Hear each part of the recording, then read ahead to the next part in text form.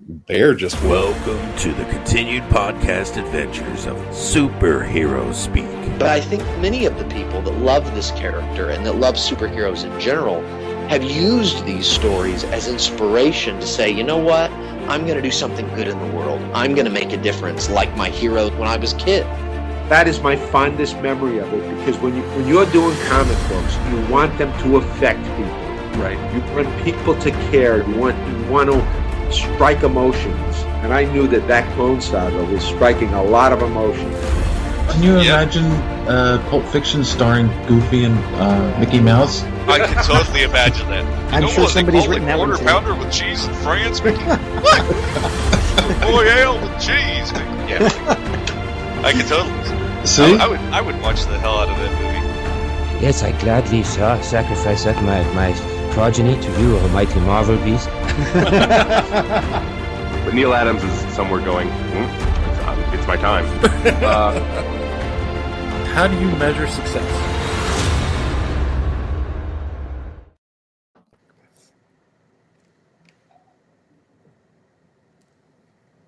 Are we live?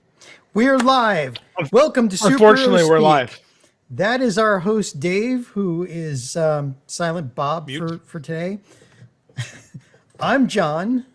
I'm JD. I am Ben. Ben, thanks for joining us. I was in the opening. Yes. Yeah.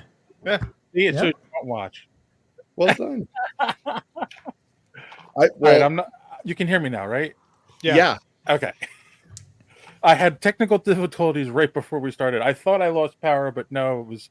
I kicked the plug out from my laptop, and this is an old MacBook that doesn't hold a charge well. It's ghosts. So we will be asking for you to donate to our Patreon for Dave's new laptop. We have a Patreon that we never do anything with. Yes, you're right. It's a wonder we have no money. I'm pretty sure I'm still on there for $1. So you give Dave $1 every month is what you're telling me. Wait, I'm not sure. Originally, it was to keep him away, but it didn't work. So. No, I don't. I mean, 10 years later, here we are. Money well wasted. Yeah. What the hell are we doing? That's a good question. We're off the rails so fast this week. John, how are you? Overworked, underpaid, but ripping through light novels like there's no tomorrow. I'm on issue. Was it the 13th light novel of Reincarnated as a Sword? I'm just amazed at how good the story has gotten. It's supposed to be just a weird isekai, but it's one of the ones you're reincarnated into the world. But it got deep. It's pretty interesting. I'd be interested to talk to JD about the difference between a light novel and a regular novel. There seems to be some. Wait. Yes. You put the one on the scale and it's lighter than the other. Oh yeah. Sorry. Good. We got. You got applause here in the form of thunder. I'll take it. That's applause from the Lord. Awesome. There's some writing stuff I want to get into in this podcast. So. Okay. Because it'd be interesting. Anyway, so yeah, nothing else, nothing interesting. Looking forward to a 4-day weekend this weekend because you always take the Monday off before the July 4th because that's usually a company holiday. And otherwise, once I'm finished with Reincarnated as a Sword, I've got Solo Leveling, which is an up and coming anime. The first season should be airing, I think, this coming season. And then what's the rest of it? The Saints' Magical Powers Omnipotent. That's the one I'm going to work on next. Cool. So, anyway, otherwise, glad to have Ben here. I was going to say I'm so discombobulated because of what just happened. We're so off. We're completely. I know, off. Ben. We haven't talked to you since last year. How are you doing? I'm doing great, guys. That's a thing I do. I come on podcasts and derail them immediately. Yes. I didn't said anything really, and my presence here has set the whole thing asunder. You're the guy that when we're at Source Point's booth and we're interviewing someone else, you stick your head in and say stuff while we're talking to them. I would never do that. That sounds like something a real asshole would do. I would never do those things. And you couldn't be an asshole because of your lovely blonde locks of hair. It's just amazing. Again, I was telling you guys, this is what happens when you get bored. It's just. And also going gray. I wish I could get bored like that. You just said, I mean, listen, you're going to cut your hair. If you let it go, you could join Dave and I in this club. But the biggest thing is, like I said, I got grays coming in now too. So it's kind of it's pulling double duty. They're not gray, they're white. Or silver hair, right? Silver, yes. When you say like you're that, going to be distinguished. But first off, I know that you just got back from France. Mm-hmm. How was that? Wow. Everything is so much sweeter here. Like that was the biggest thing that hey, what's up, buddy? He's the kid with all the attitude. Special guest stars. And then sorry about that. That was unusual. But it was great. Yeah. It was so good. He's a cute kid. He is. He's a cute kid. Knows it. He's been to France. Does he want to go? He really wants to go to Ireland, actually. We settled for Florida. We got to do Dublin Comic Con. Oh, that's so cool. So much fun. And so we went to France. Everything is sweeter here. That's what I realized. One of the biggest things. Yeah. Everything is sweeter here. People were much nicer than they get credit for. I do speak passable French, so that might have been it too. And oh my God, if I had to wait another 2 hours for a meal, I was going to lose my mind. That is a stereotype that's very true. Like every meal does take 2 hours, and at a certain point I'm like, put it in a bag, I will leave and eat this thing. I don't want to be here. Like I'm already only in this country for a week. I would say 33% of the time I was there conservatively, maybe even that's an underestimation, was spent sitting at a table waiting for a waiter to do something. And again, I get it's the culture. I needed maybe more of a buffer in to that, so that was, man. But otherwise it was great. I definitely felt inspired by once you leave America and you kind of see what the world is like when we're not all consumed with work every waking second of every every day. Yeah. It kind of reinvigorates you, makes you realize there's more, so thanks for asking, man. It was good. It was really good. Have you guys ever been to France? I know I have. I've never been to another country. I've been to France. I've been to France. I've never been to France. Similar experiences to what I'm talking about, all ringing bells at all?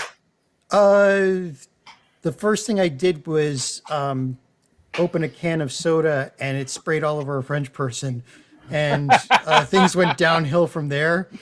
It's a long story. I was on a tour of Madrid, France, and London, and we were on the train over the hills to go to France, and there was a French person sitting across the table from me, and when I opened the can, it just sprayed all over him. And I didn't speak French because I was a Spanish major, or Spanish student speaker. At the time. Yeah, and it just it was it did not go well. I will say though that and it was a while back, but they're just so much more relaxed. They have to worry about healthcare. They get way more vacation than we do. It's almost like going down south, except you don't have to worry about guns. So it's nice. We went to I'm very American in that I do love the Disney theme park. So I did go to Disneyland Paris because I thought, will I ever have this opportunity again? And there are armed guards out front of Disneyland Paris, not but in the sort of what would be the Disney Springs section. And it was very jarring. It was very jarring to have spent a week, because we did it on essentially our last day, to have spent a week in this country, have heard nothing about guns, seen no guns, having never seen bumper stickers about how happy people are to have guns, and then to see them, it was actually very jarring. Yeah, well, still, that must have been fun. Yeah. What, the gun part? That no. Like Disney, Disney on Mickey Paris. Mouse was Like, walking around with an Uzi, man. It was terrifying. Like I know Disney World, and I know about, I've seen bits of Disneyland, but I've never. What's it like in Paris? What's the difference? Paris is kind of run down. It's definitely the bastard stepchild of the Disneyland parks. There's some rad stuff. Their Haunted Mansion I was really excited about because it's called Phantom Manor, and it's an Old West style thing, and that was great. And it was like a 5-minute wait the entire time because I guess no one likes it, and so I was thrilled.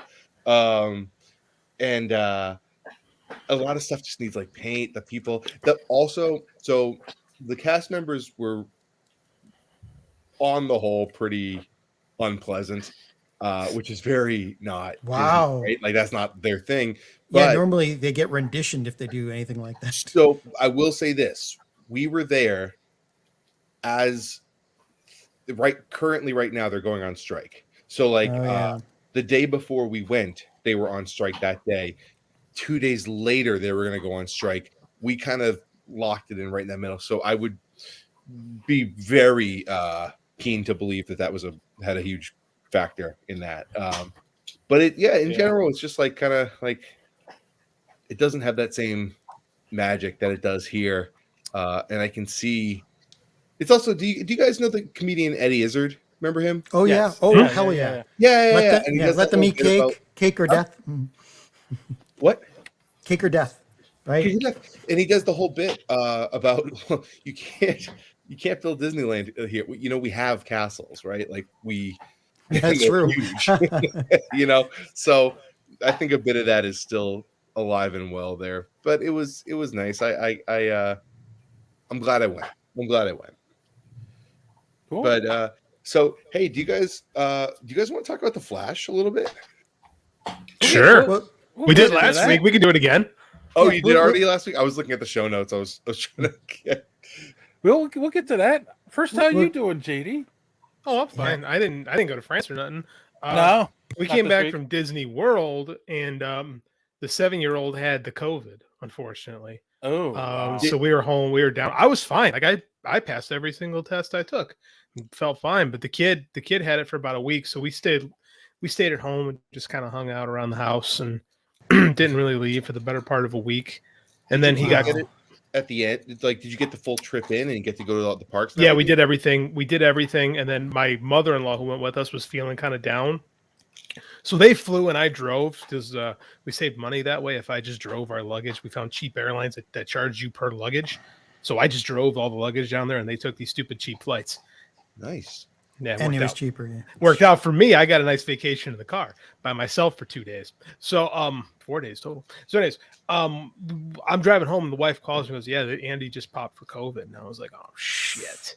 So I tested immediately. I was in a hotel in Kentucky and passed. I'm like, "Oh, okay, I guess I'm waiting, tick. Right. Fine. Boosters. So it was good. But being a good dad, just stayed at home while the wife, because I'm a teacher. So I'm off this time of year. Yeah. And my wife has a normal job. So I just hung out with my 7-year-old all week. So did nothing cool. How did was it the 7-year-old's first time at the parks? It was the 7-year-old's first time at the park. And verdict? I have not been since 1989. So for me, it had been a long trip. We did not like the Magic Kingdom.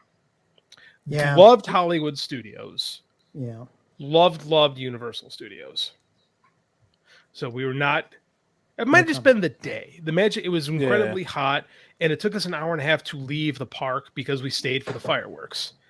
And if I had known it was going to take an hour and a half to leave the park, I probably would have said maybe we could reconsider the fireworks this time around. So the Magic Kingdom was not a fantastic experience for us, but I liked Hollywood. It had all the Star Wars stuff, which really helped. Of course. Did you go on Rise? I did. I went as many. Yeah, the Space Mountain is the GOAT, right? It's still awesome after all these years. It's great. A lot of the Magic Kingdom rides I did not love. I did not love the Pirates of the Caribbean. I did not love the Jungle Cruise. The kid had fun, which is what's important, right? He had fun. The Star Wars rides were a lot of fun, actually. I quite enjoyed those. The Rise of the Resistance is a good ride. Like, it's very interactive. They take you hostage, right? You have to escape. You have to escape from a prison cell. At first I'm like, I don't want to do all this. And then halfway through, I'm like, this fucking rules. I'm having the best time doing this. And then Universal had we did mostly the 3D rides and stuff like that, because I think he's still a little too little and a little too chicken to go on like real roller coasters. I just don't think he's kind of beefed up the confidence yet. So we did all like the 3D rides and had a good time, with the exception of the Hagrid's ride at Universal, which was a lot of fun. So it was good. It was a good vacation on the whole. Hagrid's is the only ride that I have not ridden in all of the parks that you just named. It's fun. Hagrid's is a lot of. I think it's newer. I think right. The last time we were down there, it was being worked on. So that was nothing you can do about that. And no, it's fun. I highly recommend. Highly recommend. Don't know if we'll be making our way back there for a while, but it was a good trip. My little guy had a great time, which is all that matters. Yeah, that's huge. 7's, and that's a great age too. 7, because they'll remember and they're engaged and they're trying things. Yeah, and he's not still worried about naps. Oh yeah, I wish he worried about naps. I worried about naps. He's like the perfect age for it, because he popped for Winnie the Pooh. He's like Winnie the Pooh. Like he's still Winnie the Pooh. He's like wrestling terms. I use wrestling for poo. I use wrestling terms all the time. So he was a big fan of Winnie the Pooh. Heffalumps got a heel turn. Yeah, he was a little fired up for the Heffalumps. I told him they'd make a face turn at the end, and he didn't believe me, and that didn't happen. But he had a good time. It was his first ride. The Pooh ride is his first ride ever. Was the perfect break a kid into doing a ride, because by the end of the day we were on Space Mountain. So if we just jumped right into that, it might have been part of his therapy in the future. But this time we got to kind of ease him gently into okay, they're going to get a little more intense from here. But yeah, 7's great because he still digs Winnie the Pooh, and he's super into Star Wars. So he still likes the little kid stuff, but he's starting to get into the bigger kid stuff more. So I mean, we're in a nice little midway ground of childhood where you're still. My nephew's 7, and he will get down and play with his toys, his trucks, and stuff like that, and then he'll play video games with me too. Yeah, same. It's right in that middle area. It's such a that to 10, just gold. Yeah. He's the same way too. He'll play with his toys, and then he'll want to talk about Star Wars, right? And then he'll want to ask questions like, how does the Kyber crystal work? And then he'll want to just just hang out with his stuffed animals. So I mean, it's this great little midway spot from little to getting bigger, and he's a lot of fun right now. Dave, how was your week? Uneventful. Until the show started, and then it got eventful. Actually, that's not true. I've been on this really big project at work, and they all on Thursday brought us all into a big meeting and was like, "Oh, it's been canceled." That rules. Oh no, it doesn't. Oh, when you have a meeting canceled, then you have your day. It's the best. No. The project. I misunderstood. Yeah. I don't know about that one. There's something going on where they're saying we're going to be losing money at coming up, so I'm a little nervous, but we'll see. Oh boy. Yeah, it's because the main two insurance that we work with are Medicare and Medicaid, and they changed rules about what we can charge for. So, it's interesting times. France is looking better and better. Healthcare in this country is confusing. Is that what you're? Oh, we're a medical management company. We're a medical management company, and they do durable equipment and transportation and those kinds of things. And it's just now Medicare is oh, you can only charge for these things. You can't charge for some of the stuff some of our services anymore. I work in currently at Current. I work in adult day health. So I work. Oh, okay. I work with all the funding sources for that kind of stuff. Yeah. But Disney's so much more fun to talk about. Yeah, exactly. The other Or the thing Flash. Before we get to the Flash, there's something else I watched this week. I'm curious if anyone else watched the first episode of Secret Invasion. No, JD. I am actively what's the banning? Avoiding? What's the word? Abstaining. Abstaining. The fucking AI, man. That's such a bummer. No, they swear that no artist lost any work over it. It wasn't the. Oh, you're talking about the opening credits. The opening credits, which look like it was all done in AI. Yeah. Such a bummer. They're saying That's it wasn't.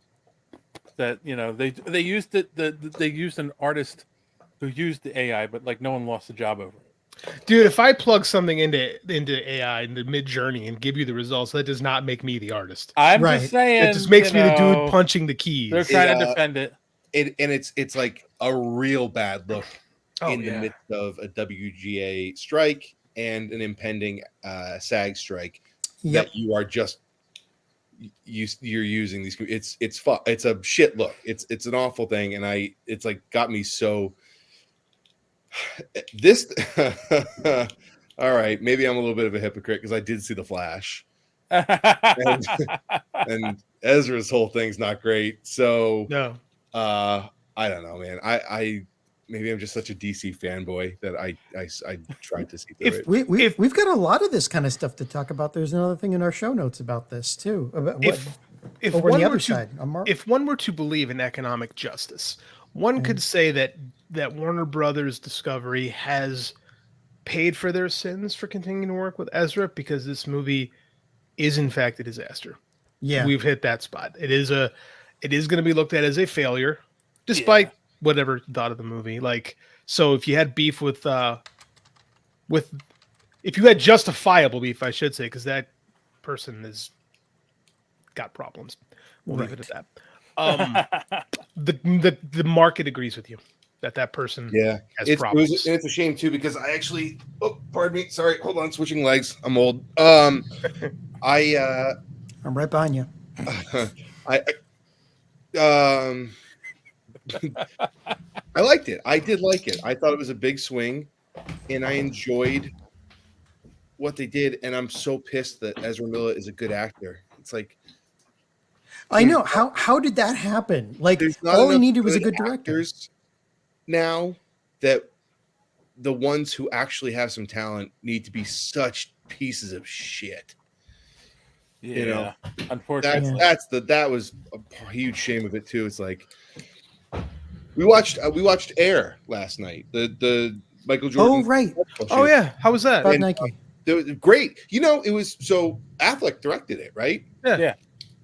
And the funny thing was, there's a scene between Jason Bateman and Matt Damon that takes place in this bathroom, and they're not talking about anything that's super meaty, but it's definitely progressing the plot. And they're just two masterful actors doing a wonderful job in a movie that's just telling a story, right?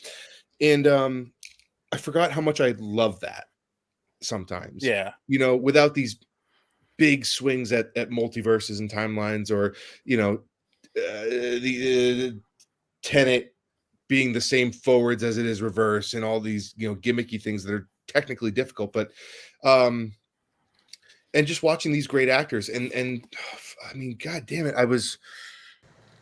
Ezra played both of those characters of the Flash well. Yeah. Well. Yeah. And they did. so that was a bummer. It's funny, I saw it by myself. I really haven't been to any cons, so I've talked to no one about it. This is my first time actually getting to say anything about anything. Yeah. Now, where are you guys? I know we're a little mixed. We did a full review on it last week. I think the verdict was we liked it, but it's messy. I mean, I didn't like it that much. I mean, it was kind of mid for me. By the way, worldwide, it's done $210 million, and by all accounts, it cost $200 to $220 million to make. They were saying it was going to have to make break even, like $500 million to break even. So yeah, because budgeting is always half of whatever it was to make it. Marketing, right? Marketing, so it is in real trouble. Yeah. And they canceled Batgirl. So look at it this way. Less, I think. Well, how bad was? Well, what kid? We turned out that they couldn't release Batgirl based on the ending of this one, right? Because if Superman or if Supergirl and Batman are both dead, that means our Batgirl movie that heavily relies on Michael Keaton doesn't work, right? Right, but if they had stuck with the original ending, they could have done it. No, I'm not saying they made a smart move. I'm just saying they made the move they made reflected what they chose. Like the decision we came to was like, because again, I like the first act a lot. I enjoyed the second act, and by the third act, I'm like, that really feels like notes, right? It really felt like people were okay. We need this to happen and that to happen. And I didn't hate it by any stretch of the imagination. Like I left the movie with a smile on my face, but when I thought about it, stuff bothered me, and like I liked it. I don't know if I'm gonna see it again, but I liked it. Yeah, you know, it was it did DC. Remember when this is gonna be weird, but bear with me. Remember when Frozen came out? Yeah, right. Yeah, and it was the big twist of it's actually a love story between sisters, not a guy and a girl. And part of that was because of the decades of previous installations from Disney going guy and a girl love story. That's what this is. And then this is kind of that same thing where DC benefited from the fact that so much of their stuff before has been just god awful. Oh, I agree. This fairly competent movie. By comparison. Now I'll say this. I did not yet see Guardians of the Galaxy 3. I did not yet see Spider-Verse. Again, DC fan, like I really want, and I know both of those have just gotten so much better reviews and press and everything. So I might be John's out of here. If I had seen both of those. And what'd you say? John's out of here. He just bailed on the show. He really hated that I like the Flash. Maybe if I had seen both of those first and then seen this, I might have maybe, there's a very good chance that I would not have felt as pleased with it. I like Spider-Verse. I think they're both not tonally, but like conceptually similar, right? Like we're dealing with the multiverse and multiple versions of the same character. And it's just Spider-Verse does such a cleaner job, right? And Spider-Verse isn't without its flaws either, but I mean, like they're both Spider-Verse has just got so much heart into it. Dave hates it because he hates the existence of Gwen Stacy. Spider-Gwen. Spider-Gwen, excuse me. Right. Yes. Got to get specific. Right. I've seen it twice. I love Spider-Verse. And you saw both versions? I didn't know there was multiple versions, but it explains why I'm like, I thought that line was like I was watching two the movie, versions. There's a couple different versions floating around where they have different lines of dialogue here and there. Yeah, it's weird because I did notice getting Lucas. Wait, how do you know which one you're seeing? You don't. There's nothing big as far as plot. Like it's not like Clue where you're watching. That's an old reference for you. Whereas like the ending is when different. They went after theaters and every single one had a different ending. Ones, It's not quite there, but like different movies have like different takes or different like takes of dialogue, stuff like that. Like nothing big on the plot, but just like little lines here and there are different. But it changes the tone of certain scenes. It does. Like, almost drastically. Just one or two or three scenes that are changed to like Spider-Gwen's motives change drastically in Manhattan. Just on her reaction to when Miles gets buried in rubble, like going from oh my god to just saying nothing when she runs up. Like just little touches like that can change how you feel about a character. That sounds like a pretty major change, by the way, an entire motivation. I know. I don't know if it changes the motivation per se, but it just it gives you a different outlook on why she's doing what she's doing. Right. Yes. It's more changing your perception, not hers. Oh, interesting. Right. Oh, it changes how you feel about the character. Yeah. Right. It's very interesting. It's interesting. And again, I didn't realize it until I'd seen it for the second time already. And I was like, well, if I'd realized that, I'd have gone back and paid closer attention to things, No, Mandela effect in different universes. And sometimes that happens. You're like, I swear to God, that looked like this, Yep. I kind of, with my answer, I sort of diverted us, but have you guys seen The Secret Invasion? Is it worth watching? I mean, The first episode is good so far. It's interesting. It's very different than the comic story. It's completely different story, basically. Yeah. And yeah, I mean, it's interesting. There's a interesting plot twist at the end of the first episode. I want to say plot twist, but something that you don't see coming. Have both of you seen it? I have. No, I have. JD hasn't. So you guys all have. Can you JD was too busy outrunning COVID. JD was, you know how I am with the Marvel shows right now. I'm like, I'm sour on a lot of the Marvel shows at the moment. I'm going through. Can we just talk about the plot? Oh yeah, I'm spoil. curious. Yeah, spoil. I don't. You Doesn't sure? bother me. So All right, everyone. Spoiler for everybody. And by the way, so we're completely out of order here. Like we're in the news now. We have even the notes. That's what I said. Oh, good. No social media madness. We skipped over it. Sorry. So the premise. No take backs. The premise is instead of the Skrulls coming from outer space and have plotted people in spots throughout the years, it's kind of the same thing. Like obviously, you remember there were refugees. Did you see Captain Marvel? Yeah. So there are refugees that have been living on Earth, and now there's a schism between the two groups. There's like a group that doesn't like living and hiding among the humans, so they want to like just take over the Earth. Yeah, they're tired of waiting for their own planet. So, well, we've got a perfectly good one right here. So this is kind of the Disney villain thing now, right? Where it's like, even though there are villains, they're not screams. Marvel. Kassan says Secret Invasion screams Marvel fans are dumb. It feels like what you're saying is they're setting it up so that they can still have the Skrulls as good guys, as well, you have this separate mean? faction and their plan, and I get Kassan when I think about this. Their plan is, well, Skrulls are immune to radiation.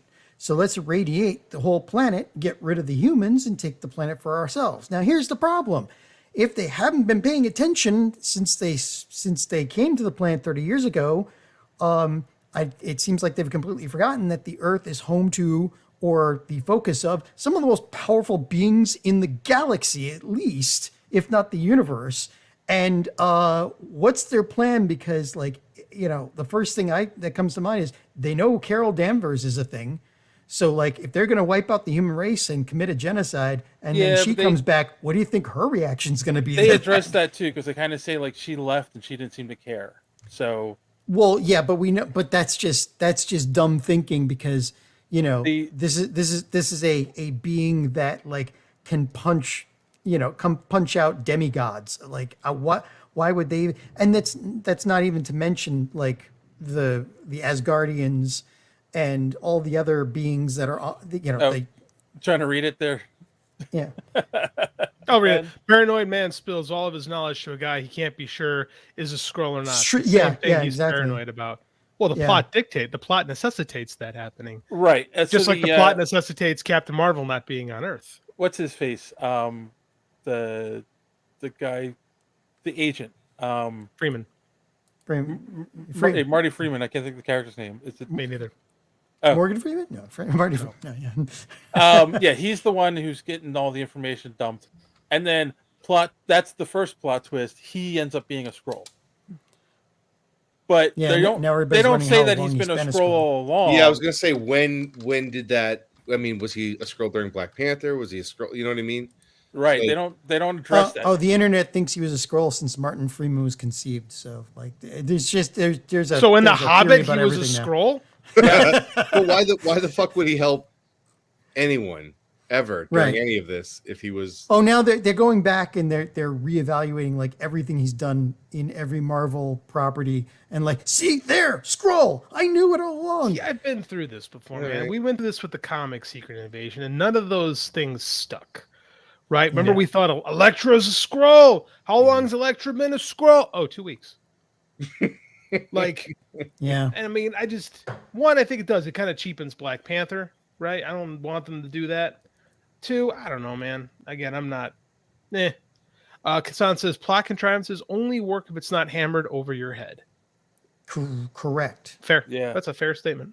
Every mystery writer knows that, right? Maybe not everyone. So, Dave, what'd you think? I thought it was kind of boring. Like, I don't really care. Like, so Fury's been up on Saber. That's the space station that's flying around. I feel like he's been driving a LeSabre. That's what that.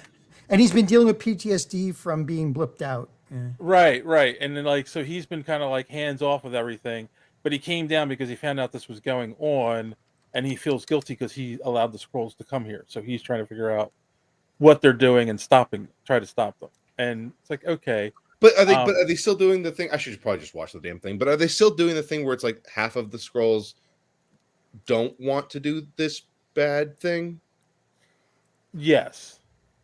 I mean, so far, Talos and a few other people that still are with him are, but he got kicked out of the Skrull Council because he wasn't moving fast enough to get them a new planet, or blah blah blah. One of the people, the Resistance, or these new Skrulls, the evil Skrulls, is his daughter. So they're trying to throw that kind of like, twist in there where it's like, like he has a chance to like capture his daughter and stop her, but he ends up letting her go. Big mistake. Yeah, it's just like, okay, you could have ended the show right there. And then Maria Hill, that was the part that was just like shocking. Is she a Skrull? No. Oh, but they kill her. She did. Oh, really? She did. You know what? This whole thing. It feels like the over explanation of everything, the giving everyone the exact reason why they're doing what they're doing so early is. I mean, the best part about the Skrull, it's like the movie The Thing, right? John Carpenter. Yep. Is that you truly don't know, and that level of suspicion. That's I agree. Oh, yeah. I didn't think and it's going to be there, right? Like it's going to be there in places, but the fact that you already know that it's the two, because if you didn't, you could play up this thing of like Body Snatchers, the Donald Sutherland Body Snatchers. You're right, because all right, so you put Samuel L. Jackson's character into the situation of having to parse through which ones are the good ones and the bad ones, right? When they were friends and he did leave them here, and then that guilt of bringing these people here, and then having lost complete control over it. And I mean all control, not just over half of them, right? Like of the whole thing. And then, man, that could have been so fun. That could have been so I agree. This might be the setup though, and they're going to play into that for the next couple episodes, I think. Yeah, I guess but wait and see, right? I think what Ben's saying, and I totally agree with this idea, is like it should have been a slower burn. Like, don't tell us everything that's going on in the first episode. But I think they're afraid if they don't tell you everything in the first episode, you're going to bail because you're like, what is this? It doesn't. They need to throw the high concept at you right away to make sure you stick with it. Because I think what happens a lot of these streaming shows is they open big, and then they like really funnel down. So they're trying to hook you immediately and bring you in. Kassan says, in a bigger issue, in a world of Guardians of the Galaxy, how can the issue of habitable I can't say this word. Habitable. Planet be a thing. Habitable. This comment, that's brilliant. Kassan does this all the time. Great point. Guardians of the Galaxy showed tons of planets. Why do the Skrulls need Earth? I agree 100%. By the way, he's right. It's not like the existing Avengers on planet don't have was it? They can still give the Guardians of the Galaxy a call. It's not like they don't have a connection to them. Yeah. Have you looked around here? Do you really want to move here? Yeah, I know, right? It's like Detroit. Oh, I mean, do you really want to live here? Detroit is Earth is the Detroit of the galaxy? I think so. If I've offended anybody from Detroit, like Grant Hill. So I mean, I'll watch a couple more episodes, but yeah, I felt like they gave way too much away, and then I got bored with it really fast. If you got bored with it, my ADD little brain is going to really struggle with this one. Yeah. I think I've watched so much anime. I'm used to waiting to see if the plot drops later. So I'll give it another episode or two and see. You have the film patience of a saint. Like you'll be like, "Well, I watched 87 episodes of this anime, and I'm just not feeling it."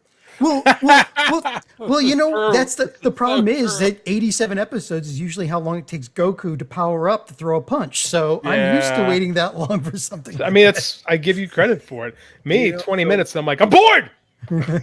So I during the pandemic, I was lucky enough to have a job writing a book for a fella overseas, and it was a prose novel. Hint, hint for the next segment. And he was a massive anime fan, and I'm not really, right. Like for me, anime is Cowboy Bebop is perfection, is just perfection.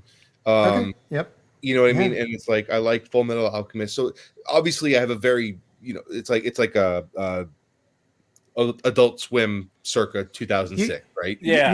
You're not a connoisseur of trash. You were looking for the highbrow stuff. I guess I don't know. Pretty because, much. Like I've tried other things, but anyway, here's the point: was that we would be doing fights, right? And I would the American way of looking at fights, or the Western philosophy, is that it's a build to the punch, right? Right. And then because most of the time, one punch is really all you get. And then after that, people either break it up, or one punch takes us out because we're fucking awful meat sacks, or like, something else.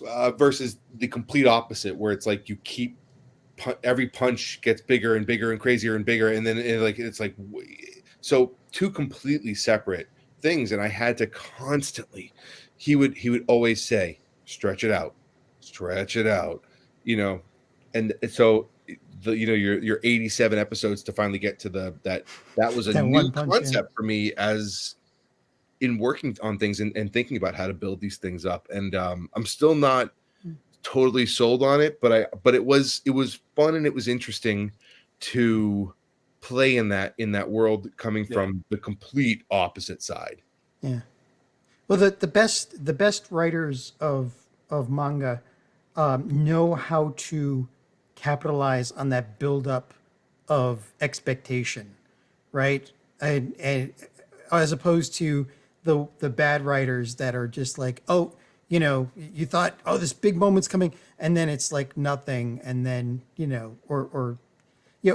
basically pulling a Heroes, like the end of the first season of Heroes, where you're like, oh, there's going to be this massive battle between the guy who steals powers and the guy who just accrues them, and nothing happened between them. So yeah, it's if you do it right, you get something like One Piece or Dragon Ball Z. So if you do it wrong, what? If it makes you feel better, Heroes actually got worse after that moment. I know, right? But anyway, yeah. All right. Well, we are running along, so you know what? We are gonna skip Social Media Madness. Hooray! And a cry went out amongst the land. I could use some tasty minstrels right now. If you would like to know how you can follow us on social media to be part of Social Media Madness when we eventually do it again, here's a good friend Don to tell you more. Enjoying the show? Do you want to be part of Social Media Madness? Well, go ahead and head on over to superheroespeak.com. You'll find all the links you need, episodes of the show, comic reviews by Chris, and other articles. We're posting stuff on there all the time. And while you're there, you can also check out the rest of the Geek World All-Stars podcast network. Include great shows like the Pop Prison Power podcast, Colt 45, baby, So Wizard podcast, Fans on Patrol, the Gorilla Brain podcast, and of course, Superhero Speak. Hashtag GW All-Stars, and you're not going to be disappointed. So, make sure that you are commenting on our Twitter articles. Could be a poignant comment, could be a stupid one. Either way, gives you a chance for Dave to possibly mispronounce your Twitter handle. All right, well, I've rambled on enough. Let's head back to Dave and the gents on Superhero Speak. It is true. We did not have the opportunity to hear Dave butcher countless people's Twitter handles this week. Thank you for that, Don. Don't forget to check out the Omega Level Nerd podcast, available on YouTube and wherever podcasts are available. And while you're here, make sure you leave a link. I mean, not link. Leave a comment in the comment section down below. Tell us what you thought the Secret Invasion, if you've seen it so far, and also hit that subscribe button and click that bell for notifications so you don't miss us when we go live on normally Sunday nights at 8:30. So, all right. And on that note, real quick, we are going to take a quick commercial break and be right back with some interesting news. Some podcasts are like this. I don't wash my hands. I don't really trust people that wash their hands because, well, one, I don't think it does anything. And some podcasts are like this. And let's be honest, I'm starting to think it's a scam because I have a very painful sunburn. They had no sunblock in the 1800s, but yet nobody was dying of skin cancer. So what's giving you skin cancer? Listen, that is a phenomenal point. But only one podcast is where you can get in-depth analysis like this. So like Max is like searching through these fake photos of his old fight for the murder memories, and we get another flashback, and it's the same. It's the same flashback. Fucking nothing has changed. No information has been added. Cave in skull head explosion. Nothing about this flashback gives us anything new. 2 rings, grab a rope. Nothing about this is important. Why are you showing why are you wasting my time showing this fucking flashback that I've already seen? Was there a quota to show David Carradine's face like 85 times? It had to have been. You are now listening to Cult 45. This is Beat 'em Down. And I'm Random Randy Savage. Find us on all your podcatching apps like Podbean or Spotify. And follow us on Twitter, Instagram, and Facebook. Or just go to www.cult45podcast.com. Also, check out our YouTube for that sweet, sweet video content. Cult 45, the only podcast that puts hair on your chest. Randy's I love that commercial. Randy's innate ability to find the dumbest white people in the world never ceases to amaze me. I thank him. I wish he was I wish he was watching tonight, but we're off time, so he's not here. But I know you're listening, so again, I tip my cap to you, sir. Yes, there are a lot of dumb white people out He there. has not asked me once yet. Oh, Randy, talk to our guy over here. I'm the dumbest white guy you're ever gonna meet, Randy. Come on. I don't know, man. I keep seeing these commercials, and he keeps finding some incredible shit to throw out at us. And every week I go, "Wow, wow!" And it's every week it's sad, actually. Oh, it's beyond sad. We live in. I like the girl who questions the validity of hand washing. That was fun. Oh my god. So we were talking about the Flash a little bit, and you loved it. However, this recently came out. They basically said, yeah, if you felt that the VFX in the movie were a little lacking, that was done on purpose. On purpose, or was it just done fast? It was done fast. Like they're saying, if it felt like it was done in a week, it was. That's not done on purpose. That's done under budget. That's the Zaz going tick, tick, tick. Well, it was funny because one of the things they said was they felt guilty because there was so much VFX stuff that has to be done in general because there's only so many houses that are doing it in Hollywood, and there's like all these Marvel movies, all the DC movies, any special effects heavy movie that's out there, and there's more and more movies are special effects heavy.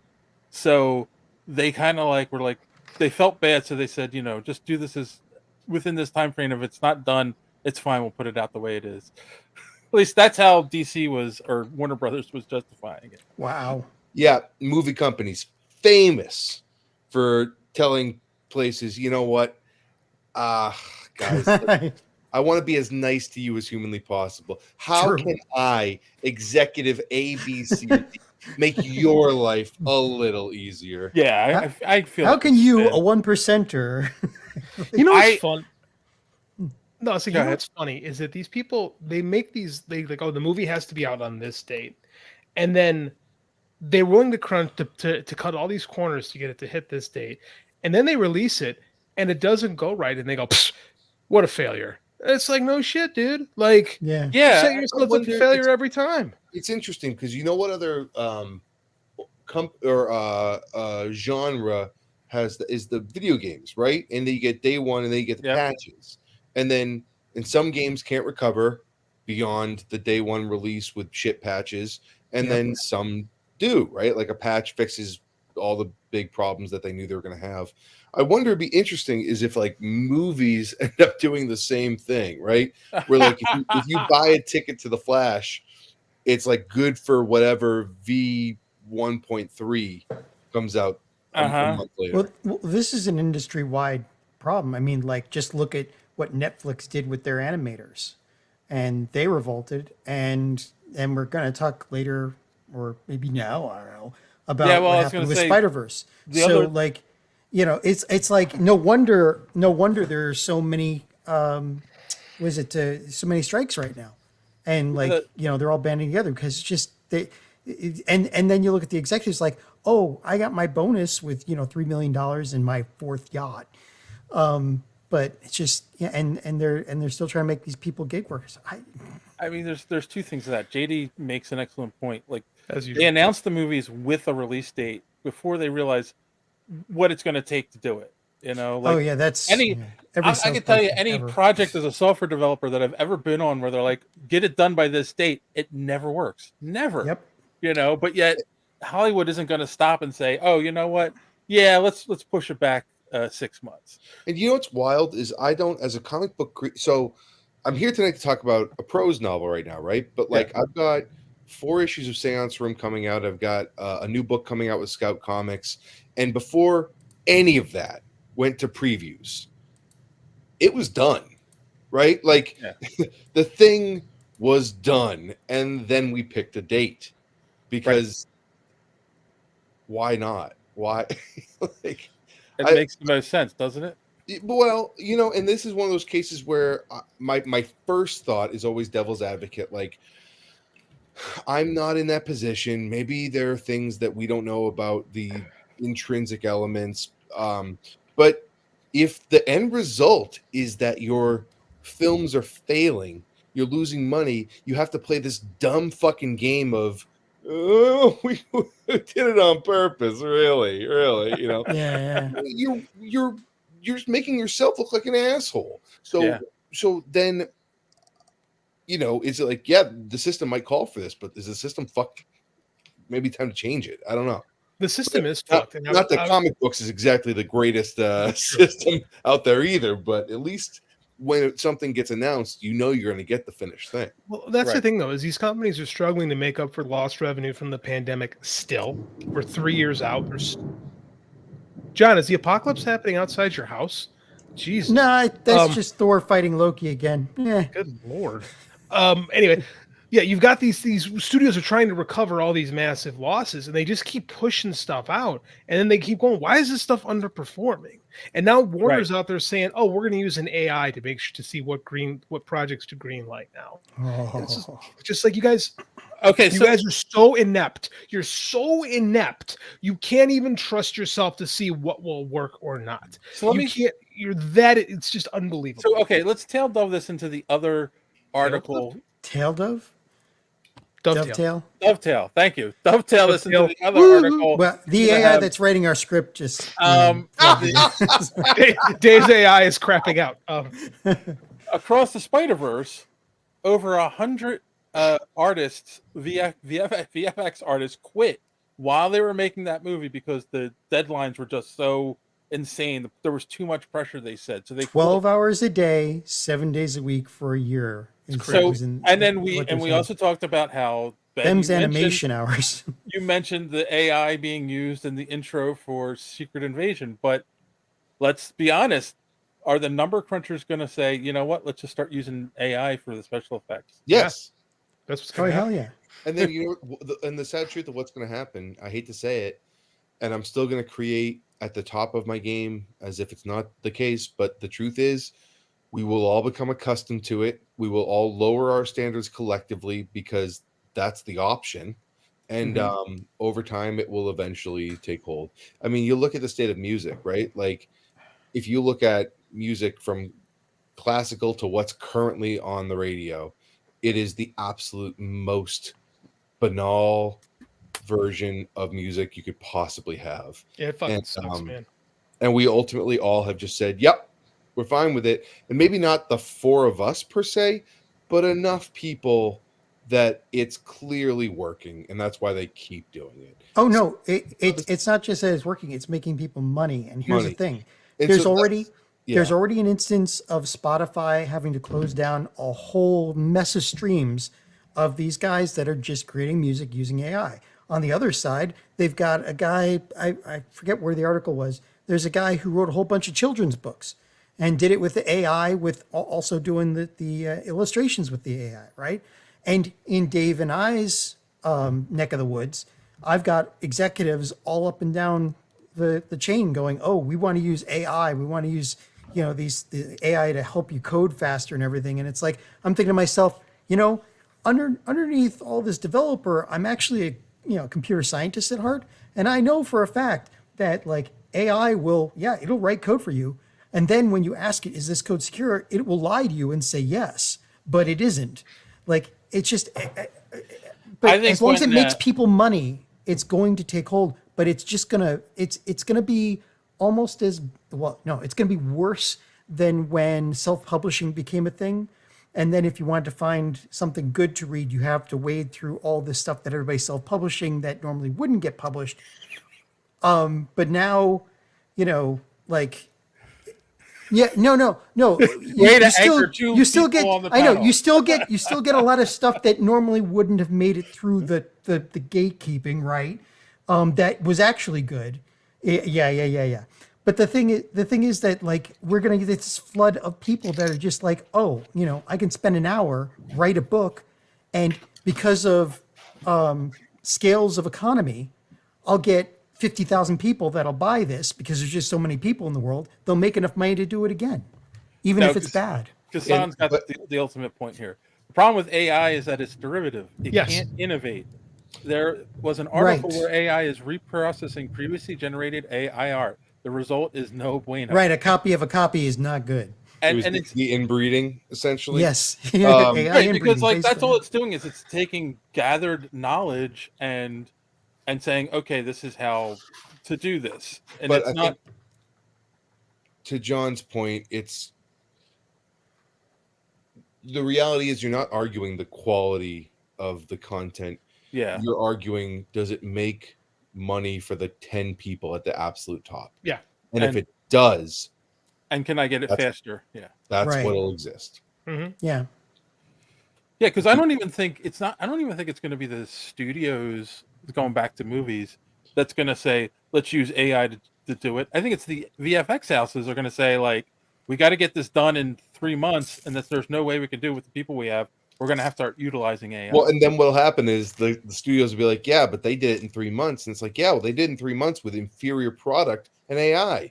And then they'll be like, yeah, but they did it. So we expect you to do it in 3 months now. Exactly. And then the next people get it in 2 months. You know what I mean? And that's the thing, though, is people are going to bitch because what do people complain about with these movies more? I think it's the special effects. Like, because their movies are so special, especially stuff we talk about. It's so special effects driven, and the quality isn't getting better. It's gotten dramatically worse over the last few years in a lot of cases. Yeah, so people are continuing to complain about it, and the grosses are going to keep going down. And they're going to, we'll do it cheaper. And it's going to be like, eventually, it's going to be like Roger Corman stuff. It's going to be cheap schlock crap that's just made cheap. And they can't figure out why it's making money. Schlock. Yeah, that's actually heart. There's a lot of heart and soul in that. So just like I'm using Corman as the example of like, faster, cheaper, get it done. Right. Like, because that's what people did for years. Hey, that like the Fantastic Four, burn it off. Hey, give it to Corman. He'll knock it out in a weekend with some duct tape and some silly string, and we'll have a movie. And yet that was still the best Fantastic Four movie we really had so far. Shockingly. But then after all this, right? The next big battle is going to be, well, where are they training the AI? And they're training it on DeviantArt. They're training it on Stack Overflow for programming. They're training it on free stuff that's out there that you've put out. They'll be training it on your Facebook. On your that's the big To me, that's the know? biggest issue with AI. It's derivative of other people's work. There's nothing new and original about it, and you're stealing other artists' work to make it work. It's kind of brilliant, lightning in your window. It's classically tale as old as time. The people making the art will not be directly benefiting from the art. It's just new form of the same shit. In a way, how is it any different than how it's always been? Right. Meet the new boss. Same new other top 10 people at the very top instead of the other 10 people who are at the very top for the last generation. By the way, this lightning isn't VFX. This is practical effects. I would never use AI. Practically going to knock your house over. Studios have bought into the bigger is better by dumping 250. This is by the way, by dumping 250 million into all movies. They forgot about the Joker, the Deadpool, and Logan. Low budgets with amazing stories. The results are evident. I agree with that. Wild. Those all three of those are home runs, right? Like, yeah. Again, I mean, I'm not a huge so the funny thing is, I would have liked the Joker if it wasn't a Joker movie. You know, trying to give the Joker an origin story just was didn't work for me. But it's a good movie. Yeah, I was gonna say. I think when I watched it, I didn't think of it as like a Joker movie. I just watched it as a Dog Day Afternoon type of thing. Right. Funny that you say it that way because that's true. Yeah. So, yeah, it sucks. But he's got an excellent point though, right? Like we're gonna. Well, that's and if ever, jeez, John, are you gonna die? Like, are you okay? Are you gonna make it through this evening? I'll be fine. If you see the light go off in the background, that means I've lost power, but I'll still be on because I have battery backups all over. Living in Amish country is being taken care of tonight. Jeez. If everything, you know what it is? Let me say this real quick. It is God is mad because I wrote this piece of blasphemy right here, and you are actually on the podcast. That's what's going on. To Gassan's point, if everything is supposed to be a blockbuster, nothing is a blockbuster. Exactly. Right? And that's the problem is everything is trying to be Star Wars now. Right. So you have these movies that when you think about 250 million is a lot of money, but I mean, it's a dramatic failure, right? If we go back 20 years ago, we had the Spider-Man movies, the X-Men movies, and the Lord of the Rings, and they didn't all come out the same year. They were spread out, and it was it was an event to go to these big movies. Now it's they're every month. Almost every week. It's like the executives are AI trying to produce derivative works to capture that same magic, and they're pushing down the actual creators who could create something new that would get you that magic. That's not even a metaphor. That's like reality. Yeah, I know, right. Did you guys see the TV show Reboot, the one that was on Hulu with? No, it was excellent. Paul Reiser, and what's her name? She's so funny. From Crazy Ex-Girlfriend. Yes. Anyway, Rachel Bloom. So their show gets canceled because an AI bot decided it wasn't good. Yeah. And this was a couple of years back, and they already. I remember that. The show's, by the way, if you haven't seen that, it's a really, truly funny, 30 Rock level funny. Nice. Keegan-Michael Key's in it. Yeah, I'm looking at this. I missed this. I need to check it out. That's funny. It's called Reboot, but I always think the first, the very first computer-generated animation ever. Saturday morning, yeah. Yeah. The focus has, this is Kassan again, the focus has to be shifted away from superficial reasons. Studios are interfering with the writer's room. They want safe, but $1 billion in gross. Safe is good for TV before bed, not blockbuster movies. You know, that's the thing though. Is these executives, their entire existence is based on making these choices. And what's going to happen is they're going to get fired. They're going to bring the next level of junior executives. Are going to get promoted up, make the same decisions. A calling will happen again, and then the process will renew. Even safer choices because they just watched the guy ahead of them get fired. Right. Yeah. So, well, they don't even get. Yeah, but the executives, we're dealing with the same bunch of executives that have been around for the last 30 years because, I mean, they may leave one place, but then they get hired in another because they all got golden parachutes. I mean, you know, they just shuffle. That's all they do these days. But that's the thing, though, is the next group of guys makes choices to make the people above them happy, or because, like I said, it just gets safer and safer. Like there are no Mavericks anymore. Right. Yeah. And nothing was breaking through. Right. Like I was just thinking, every generation, you know, your 70s, your 80s, your 90s, every generation had like this really cool, like a Miramax, right? I mean, all, you know, obviously Weinstein, what a piece of shit, but like the movies that were coming out from Miramax at that time, that was, I mean, you know, and in the 70s, like that just Robert like, Evans and art thing, and in the 80s, the horror movie renaissance, like, but right now, the people who would be making that content, they're not, I don't know if they're not being seen because of the amount of just bullshit that's out on TikTok and like all the trending things and the lower attention span or something. I don't know, because like right now, I haven't seen that. And I mean, I guess like little pieces of it, right? Like A24, that studio company, like they're taking over. Yeah, but they don't. It's Well, and it's funny because you're pointing out something also very interesting, is that a lot of the stuff that's on TikTok, Instagram, Twitter, any social media platform, it's pushed by an algorithm. It's like, well, this seems to be popular. If this is getting clicks, it pushes it out to more people. And the same thing with, oh, this hashtag is popular, so if you've got it, we're going to push it out to more people. And like, it doesn't matter if it's good. It's just derivative of the. How many times have you watched something on social media where it's just a redo of another viral video? You know, my kid watches these dog videos on Instagram all the time. It's the same thing over and over again. It's the same songs. It's the same like bit of audio. But again, he's 7, and like what's digestible in 10 to 20-second increments doesn't work when you ask someone to commit their brain to an hour and a half to 2 hours.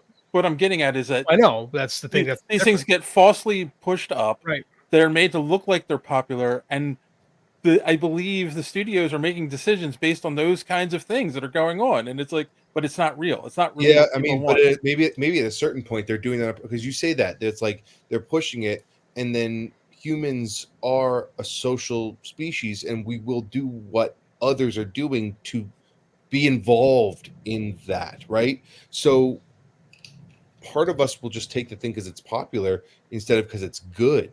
Even the most well accredited and studied artistic appreciator of us will, on some level and at some point, say, "I just want to be a part of this." And like even today for Book of Dave, I made that fucking the Bill Hader dancing thing.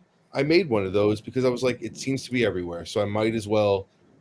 And that's the thing, right? So like, even though I was using it almost like ironically and begrudgingly, like it still got used.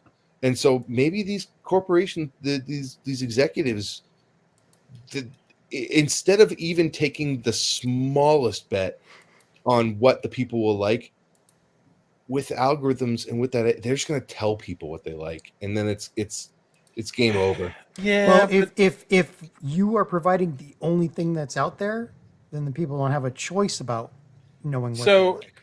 I mean, and that goes back to the monopoly issues that we're having. So sadly, we are sheep. But I think the thing that also kind of proves it a little bit is the Snyder Cut thing. Like barely anyone watched it, but that was something that was propped up on social media. And they thought this is something everyone wants, but only a handful of people really wanted the Snyder Cut. Yeah, I didn't want it, but I watched it, and I didn't enjoy it more than the Justice League. We watched it on the show. Yeah. We did that for the show. We were gonna live streamed the we watched it together. Didn't show the video because I'd have gotten us in trouble. But we watched the movie and we were like, oh, well, this is better. It's not great, but it's better, right? Better than, But at the same time, I'm like, I think I said the words. Well, I'll never do that again. That was 4 hours of my life. It was fine, but I'm good, right? And it's not working. Kassan says studios are running to the Twitter fan. They want to avoid the loud minority despite their larger fan base. I mean, there's a lot of truth to that because the squeaky wheel gets the grease. That's been a cliche forever. And social media just puts a giant magnifying glass on those squeaky wheels. So it creates these weird little echo chambers where, oh man, this is what people want. Oh no, it really isn't. Like we're seeing that now. People are starting to write the epitaph of the superhero movie, and there's just so many of them now. Yeah. Right? Like too much. Well, all right. Okay. Yeah. All right. We'll skip over the Secret Invasion thing and just go to the last story. Rumor. This is not confirmed yet, but I'm kind of curious because we've been talking about multiverses. It is rumored that Ben Affleck has been spotted on the Deadpool 3 set, reprising the role of Daredevil. Ryan Reynolds would do that. Hardly he'd do that. That's the Green Lantern bit. It was great. Come on, it was great. They'll probably do something similar, and it'll be super fun. And yeah, if they make fun of what we've been seeing in the superhero movies lately, which is what I assume they're going to do, it'll be fine. We'll have a good laugh about it and move on. You know, Yeah, I'm okay with it. And you gotta figure, I guess Deadpool 3, they're going to end it with him being in the Marvel universe, probably, or some semblance of him. which means that Ben Affleck might not be the only cameo. And apparently Ryan Reynolds has a really nice Rolodex of phone numbers that he can call up. He's been around a long time. People that like is him. part of the rumor that this is going to be like their version of the multiverse. They're going to like bring in some of the X-Men characters, and a couple other different. What do you guys bet they do loosely base a lot of it off of Deadpool kills the Marvel universe? I thought about that. You know, because it does seem like a thing that's well known enough that they would, you know, like a Flashpoint, right? Like it's like well known enough. You can take little pieces from it. Cullen Bunn, right, wrote that one. You can give him some like the name credit on the movie too. But also, I mean, here's the thing about the whole bit is that it's Ben Affleck, and that I, as a Boston native, have to worship everything he does. So not only so not only do I think that this is the greatest thing that's ever happened in movies, but I also think that you should all be so fucking lucky to have Ben Affleck. I hope you people fucking bow down to the king of cinema, Argo, Mr. Argo himself. Man, it was wow. We finally hear Ben's real voice. That's awesome. I get it. I'm from Chicago. We had to worship every TV show Jim Belushi put out for the longest time. It's just it's like shit. Another one? Yeah, according to Jim, is great. So you know, you gotta just follow along. I get it. Hey, what was Philly? Will Smith. Well, he did. He did a lot. That was going good for a while. Connecticut. I got what nothing. was the director who put everything in Chicago? Hughes. John Hughes. Yes. Yeah, everything he did is art. I mean, to be fair, when you talk about like a hit rate, the man was hitting. The man was on fire until she's having a baby, and then it became a bit hit or miss after that. But I mean, like he had a murderer's row going there in the mid '80s for quite some time. Yeah, remarkable. Like it's like when you look at the track list for Thriller or what was the album I was just listening to? Basically any Zeppelin album, right? When you're like you just look at and you're like, God, how did you consistently do something so good?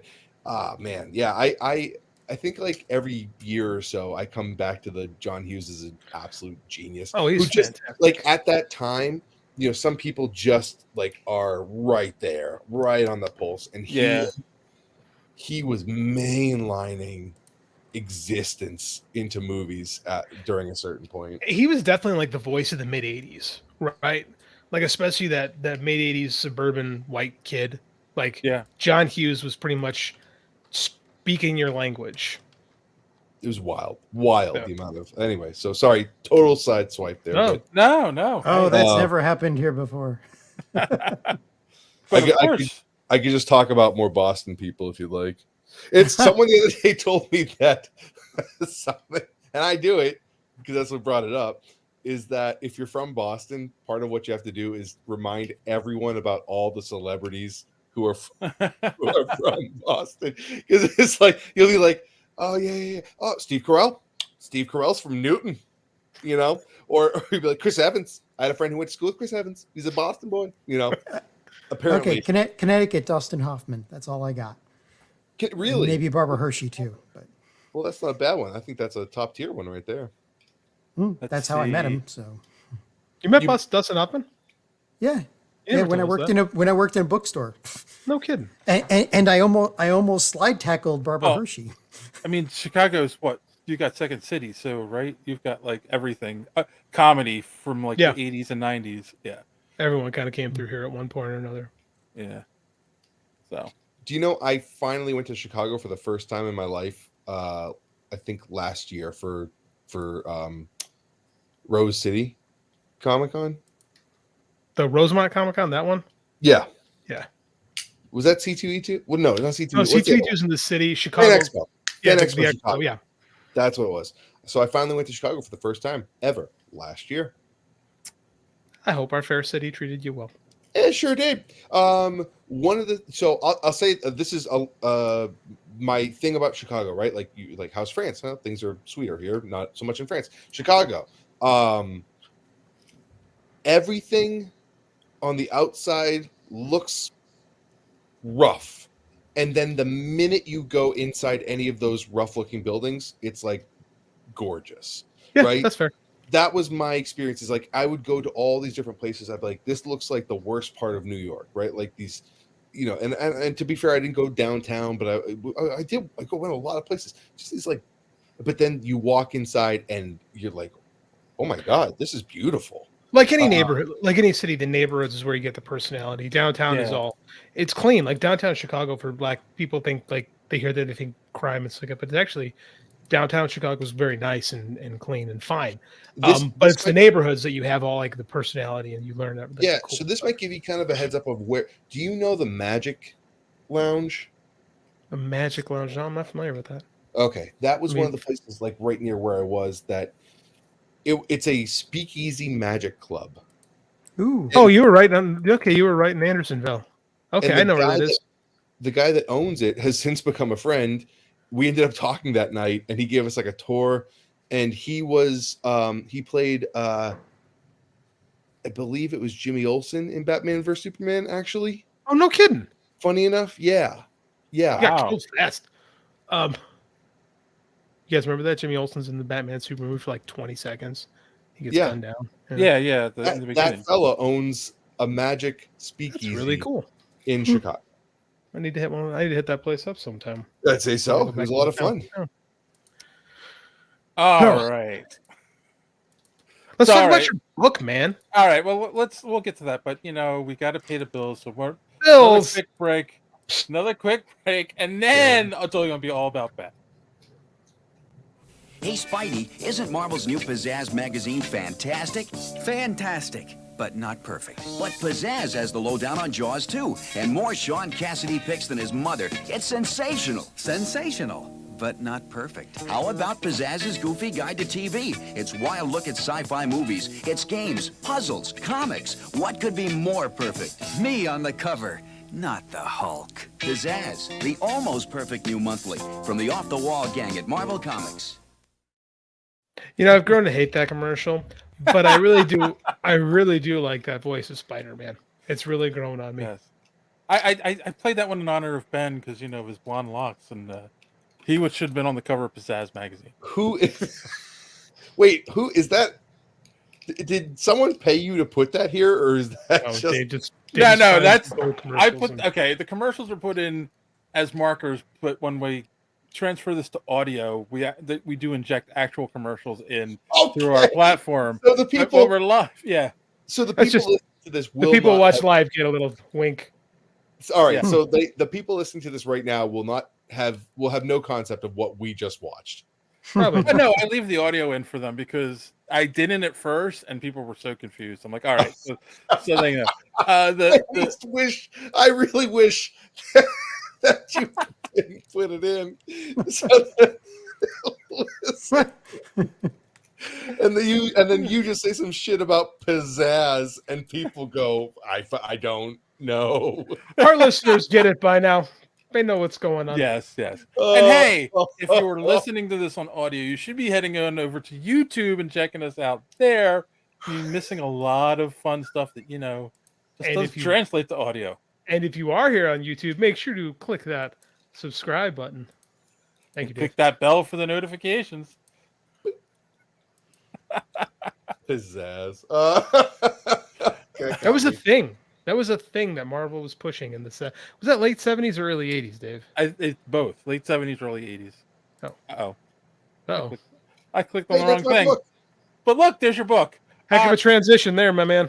All right, let's all talk about the book of me. I mean, the book of Dave. I love that you posted that earlier, and it got me pretty good. I didn't realize how many people I know named Dave until I wrote this book. Apparently. I should have scoured my Facebook and been like, is there no Conrad here? Book of Conrad. Perfect. All right. So what is? Let's start off. What is the elevator pitch for Book of Dave? Book of Dave is a prose novel, first of all, and for anyone who has read anything I've written before, it's all been comics, right?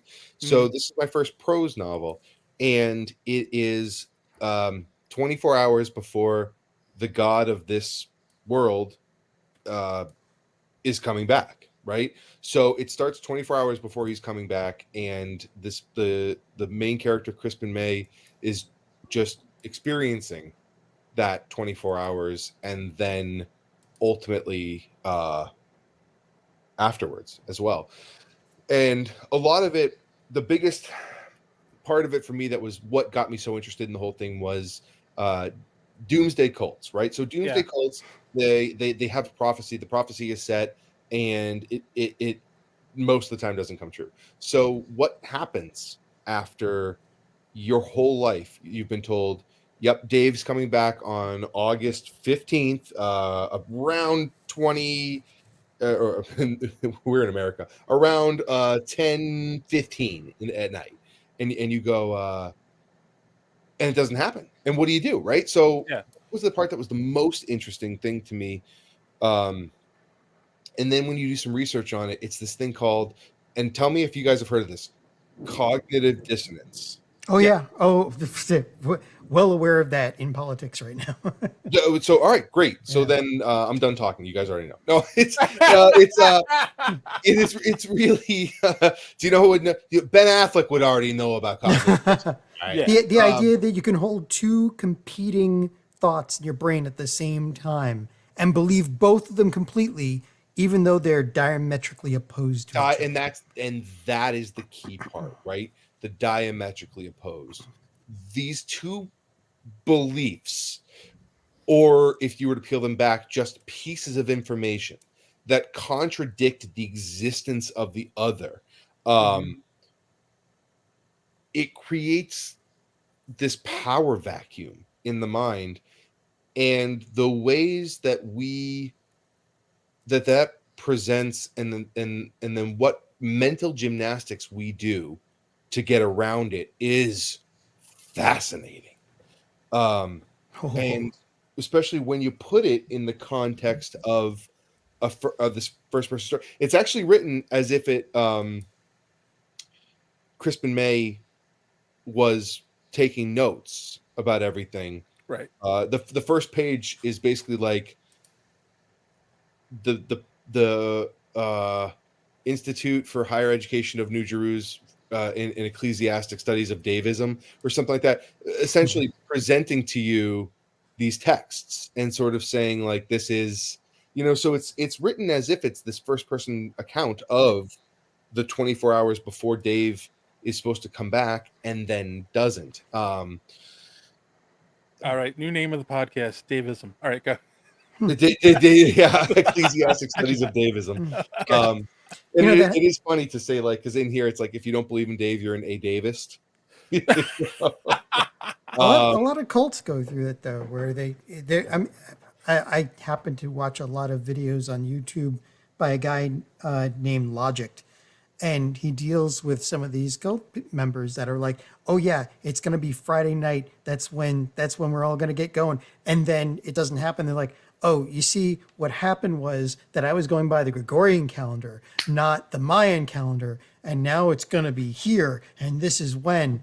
And, like it just, and the grift just keeps on going, except that some of these people really believe what they're saying. I think that is actually a massive component of this book, is that the difference between those people who are the grift versus those who are who have lived their lives by Dave's tenets, and when you find out that they might not be real, how do you live knowing that you just wasted your whole life on a principle that was a lie, right? And the problem with humans is they can't do that.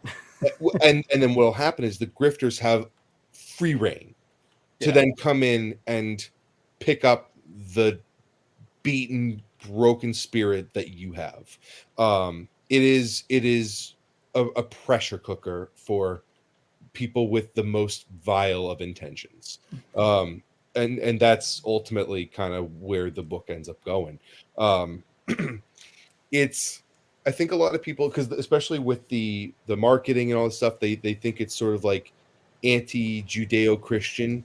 And at the end of the day, because someone asked me the other day, they were like, well, I'm a Christian. Is this going to be offensive to me? And I was like, no, because what they believe, this Dave, right? Even though it's a monotheistic entity, which we would most closely associate with the Judeo-Christian religions, it's anything that you've put your faith into, and what you get out of that, and what community you've built through that, and looking at it through fresh eyes. So yeah, but yes, it does, and especially because my background, I grew up as a Catholic. This iconography, especially because even if you look, we used the God David. touching David, and God's hand is sort of bled, and it's obscured, and it's not quite materialized. It's because that's AI, right? There's no, it's actually it's funny. I'm very AI proud drew to that. say that this was a incredible artist, and part of the Kickstarter was the original art, which is massive. It's like 36 inches. And it's a big piece. That's that, and that went up as the Kickstarter, and that got sold like in day 2. Nice. Yeah. So that's what the book's about.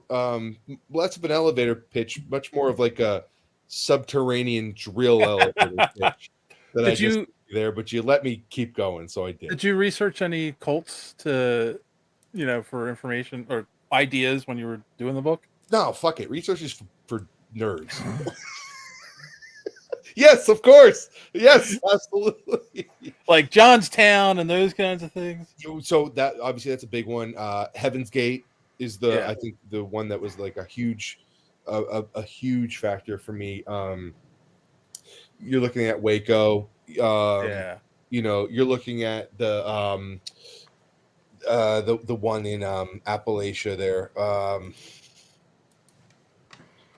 With all the incest and everything. Anyway, I can't think of the name of it right now, but just cruise Netflix. It's probably on there. It was coming and then it was gone. Anyway, so yeah, tons of research. And actually, the thing that I wanted to do the most research in was there's a lot of information about recovery groups for people who were in cults, and then it's probably the easiest to one-for-one it to Alcoholics Anonymous, right? Like, it's these communities that are built on a mutually shared trauma, and helping someone to essentially reintegrate into normal society. Those are really interesting because that's the positive side, right? Like that's because the sort of the tantalizing, the sort of the lascivious, the grifters and the bad things and all that. That's one thing. But then the other side of that, and which is what I really wanted to focus on, especially with the main character, was this sort of through the looking glass part. And yeah, so Dave, tons of research, and it's super interesting. It's all so interesting. Again, that's why I wanted to. I mean, I got a bunch of other stuff I'm writing, so this is like a passion project. No one asked me for this, right? Like, for better or for worse, no one did. And I'm out here like on Kickstarter asking people to buy in to this thing that no one's ever asked for. So. Yeah, so interesting, and I hope you guys find it equally as interesting. It's a 200. I find this stuff fascinating because I was gonna say I'm also a political wonk, but a lot of the problems that we're seeing today in like our political landscape is tribalism, cognitive dissonance, and then all the studies that show that when somebody really believes something that they believe for a while, and you show them proof that they're wrong, 9 times out of 10, they will there's a skewing of logic towards what they currently believe. And even if they're shown proof positive that it doesn't, it doesn't matter that they're completely wrong, 9 times out of 10, they will ignore that evidence. And it's part of how our brains work. What's the phrase for that? It's something bias. Confirmation bias. Confirmation bias. Yeah. Right? Well, that's or the Dunning-Kruger effect. Oh, well, the Dunning-Kruger effect. Well, Dunning-Kruger's effect. Yeah. That's and for those of you that listen, Dunning-Kruger effect is the less you know about something, the more convinced you are that you're an expert in it. So, and that proved out a lot. I mean, it's funny because that's tribalism is something biologically in us because it's an evolutionary thing. It's an evolutionary thing. We want to belong to protection. So right, it was in fact something that helped us thrive as a species. So yeah, absolutely. You're right, man. It's they say it's the trait that helped us evolve, continue to evolve. And why create communities why the what's the other group of hominids that were there at the time? My ancestors. You got the genetic markers, right? So, but it's why we continue to go while other hominids fell ways, because we evolved the ability and need to Neanderthals. We would form huge communities, whereas Neanderthals would have very small communities. It's just one of the reasons, but it was a helper. So it's also built into our DNA. Quite literally. Of course, one of the other problems is during evolution, groups would form, but then they would fight over food sources and stuff like that, and that's where tribalism really started to come in. And then it's why we're a-holes to other people that are different than us today. And now we have vaccine deniers. And when you are sated and your need for the 3 basic safeties are, right, the Maslow, your food, shelter, clothing. Mm-hmm. Yep. It then becomes a tribalism of ideas. Yes. Because we have no need to fight over the food at this particular moment. So we will fight over the ideas instead. And the currency is the amount of people who agree with you. Yep. So it's on Kickstarter, right? Yeah. We're only asking for 2,500. It's extremely modest, especially considering what just things cost to print. And I will be very honest. This is the first Kickstarter. So I've run 4 Kickstarters before. We did all between 6,000 to 11,000, right? Like the one we just did for Seance Room, we made $11,000, right? I still paid out of my own pocket probably another $7,000, $8,000, right? So what we made, that $11,000, that wasn't enough for the 4 issues that we made. With this book at $25,000, I'm hoping to actually make some money for the work that I've done. And again, that's, talk about modest. I'm looking to get the thing made, get it shipped, sent out, and make a little for me, and it's still only $2,500. So we're trying. This thing is totally a passion project, labor of love. If you are even remotely interested and you're watching out there, listening out there, jump on Book of Dave on Kickstarter. As we speak, we are at about 72% to the way to goal. And we have about 17 days left as of this recording. Yep. So I do think it's possible. I also think it's a very different beast. Like I said, I did 11,000 before, but that's you have Ben Templesmith fans because we did a Ben Templesmith issue of Seance Room.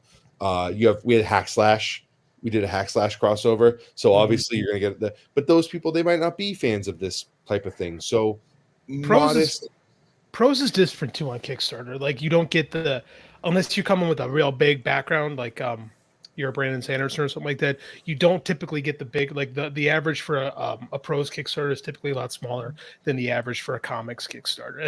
That's just the economic realities of it. Yeah, even if I you speak look up from experience. hashtags, Mhm. if you're looking up hashtags, it's like you put in Kickstarter, and it really there's almost no use to doing like Kickstarter book, right? Like Kickstarter comic, I think it's something like 45,000 hits, and then Kickstarter book is like in the 2,000 or 3,000 or something like that. It's a smaller marketplace, but it's growing. It's actually one of the faster growing market spaces on Kickstarter is the Kickstarter Reads platform. So it's good to see more people getting out there and doing stuff because I've been a big proponent of this for a while now. So I'm glad you're back, by the way. I bought a copy of your book. I'm excited to give it a read. Oh, thank you. Thank you. Now that you have just done that, reasonably priced, correct? Yeah, $16 you can pick up the soft cover. So it's $16 because then you add the shipping, even 20. Yep. That's what I did when you first posted it. I backed it. So yep, I'm in. Yep. I'm backing it right well, now. thank you for that. That's very nice, you guys, and thank you for giving me a platform to talk about it and maybe get a couple more. Where's the option where you kill me in the book? I need. Where's the option? Right, that's happening right now as the storm descends upon you. That was cool. It's nice that you anticipated that. That was actually Dave. Dave did that was the tier he picked. So right now, to kill somebody else. Yes. Right. And I'm the right. Okay, got it. Yeah, he picked the smite tier. Is what he. Smite tier. I have to write that down. That's good. I mean, it's awesome. It's no lie. I love your writing, and I love the concept of this because I've always been fascinated by cults, and there is a fine line between a cult and a legitimate religion as well. We won't get into that too much. I don't want to offend too many people watching, but if they're in a cult and you're offending them, it doesn't matter. They won't know. I do. They won't know. They're unaware. Hey, listen. Most cults, it's like they tell you like, oh, the end is coming this day, and that's how they help you in, right? And then I love like when you're watching who's the guy just passed away, Pat Robertson. Was he one of the ones? Was he one of the ones he always said, oh, it's going to be this date, and then it's going to be this date. I don't know about that specifically, but you're talking about the 700 Club guy. Yeah. I mean, he used to do that. Yeah, he was definitely like right. And then it's like, but you're watching him, and he's like asking you for money, and it's like, if you really think the end of the world is coming, why do you need this money that you keep asking for? Like, no, why does no one ask that question? That's what I don't get. And again, this comes down to the thing that interested me the most, which was how do you justify it in the face of reality? And this comes back to cognitive dissonance, right? Because you're asking that question from a place of you're not currently struggling with your entire identity wrapped up in the not knowing of that answer, right? In the not knowing, you are not going to have to completely dismantle every part of your existence, right? And so it's easier to ask that question, right? And so it was interesting because even going through it, I wasn't even really like, it was very cool to see the recovery process, but more like what John was talking about, the whole, we got the date wrong. We did a oopsies on the math. Yeah. Wrong calendar. That was the part that was super interesting to me, is like in the exact aftermath. So there's a part in the book. I think at this point, it's probably pretty clear that Dave does not come back. Right. And there's a part in the book where Crispin, the main character, in the exact aftermath, lots happened and so forth, but really he's at one point he comes downstairs and he sees his dad watching baseball, and the player does one of these. And it was, to the character of Crispin May, it was so shocking because he just assumed that everyone would just move on. And seeing that thing is kind of what started to, what eventually becomes the chaotic narrative, which will make this book interesting and not just a documentary. Okay, cool. And so quick question, just to Boxer so I can understand. This Boxer doesn't really. Brief's choice. This doesn't take place in our world, right? Like, because you made up this religion for it. Right.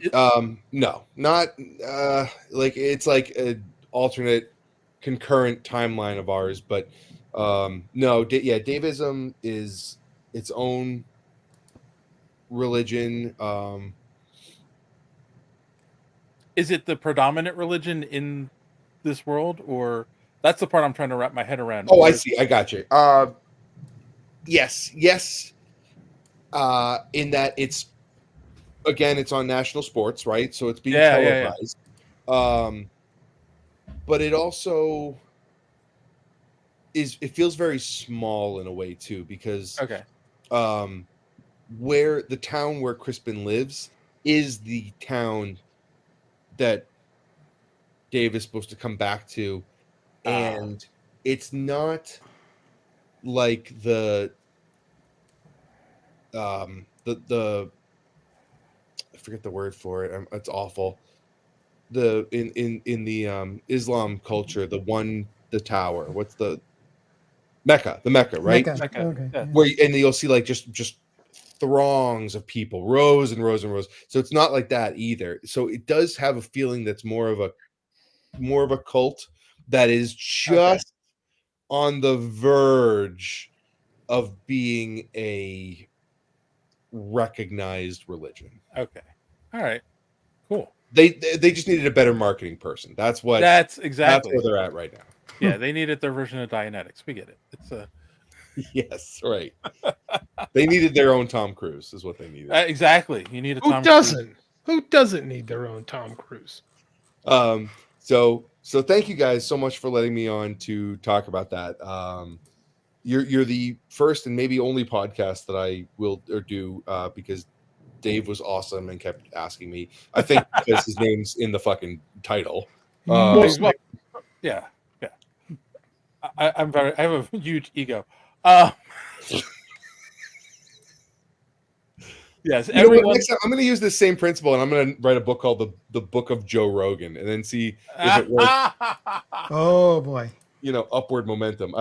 Maybe. I mean, he's got eyes. The other day, I watch wrestling. Do you guys watch wrestling? I know. Oh, yeah. JD's never heard of that.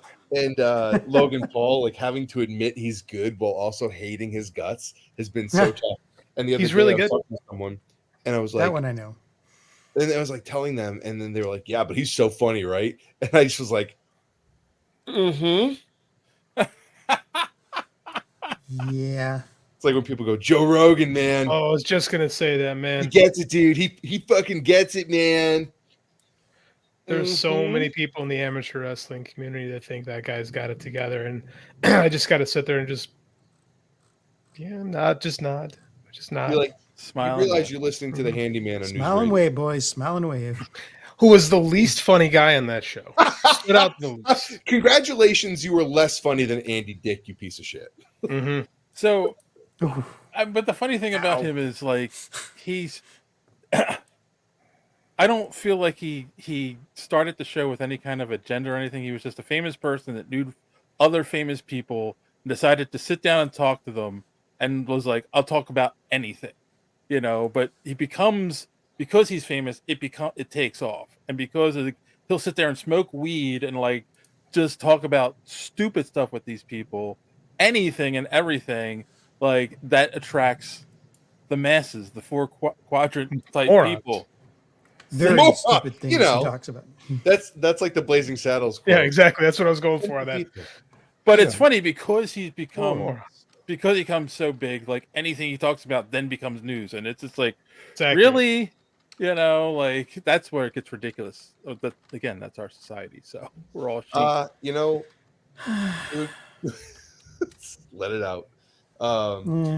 It'd be interesting to do another if I ever did. I got other things, but we're actually working on a Seance Room novel too, which cool. Yep. That'll be all new issues of the Seance Room, but done as prose instead.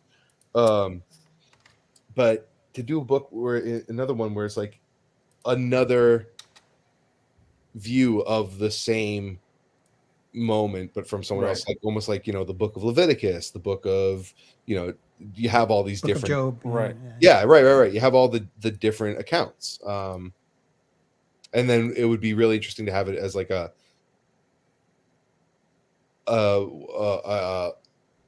ostentatious podcast host, like a Joe Rogan type, and see it through that eye. Yeah, be pretty cool. That's fun. That's a fun idea. I like that.